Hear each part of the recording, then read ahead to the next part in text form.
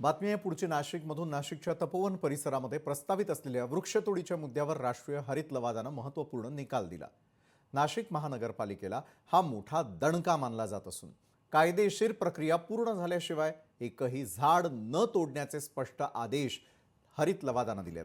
लवादानं केवळ मनाई आदेशच दिलेले नाहीयेत, तर नाशिक महानगरपालिकेला 15 जानेवारीपर्यंत प्रस्तावित वृक्षतोडीला तात्पुरती स्थगिती दिलेली आहे। तसंच लवकरात लवकर वस्तुस्थिती अहवाल न्यायालयामध्ये सादर करण्यास सांगितलंय। आणि या प्रकरणी राष्ट्रीय हरित लवादानं नाशिक महानगरपालिका, वृक्ष प्राधिकरण अधिकारी आणि राज्य शासनाचे वृक्ष प्राधिकरण अधिकारी आणि थेट राज्य शासनाला या संदर्भात नोटीस बजावली आहे। या सर्व संबंधित पक्षांना या संपूर्ण प्रकरणावरती आपलं म्हणणं आणि बाजू सादर करण्याची मुदत देण्यात आली आहे। आणि यामुळे तपोवनातील वृक्षतोडीचा वाद आता कायदेशीर वळणावरती येऊन पोहोचलाय।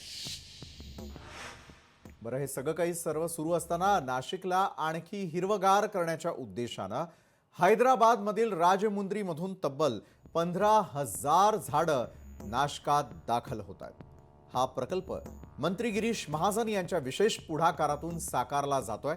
यातील पहिल्या टप्प्यामध्ये सुमारे 4,000 झाडं ही 1100 किलोमीटरचा लांब पल्ला 2 दिवसात पार करून नाशिकमध्ये दाखल झाली आहेत। उर्वरित झाडं देखील टप्प्याटप्प्यानं येत्या आठवडाभरामध्ये दाखल होण्याची अपेक्षा आहे। या वृक्षारोपणामध्ये वड, पिंपळ, आंबा, जांभूळ आणि कडुलिंब यासारख्या विविध प्रजातींच्या झाडांचा समावेश आहे। काही झाडांची उंची ही 15 फुटांपेक्षाही जास्त असून ती पूर्ण वाढलेली आहे।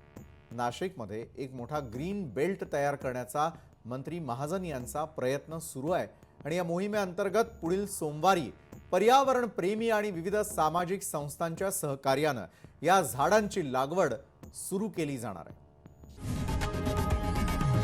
लोकशाही मराठी ऐका, पहा, जागरूक रहा।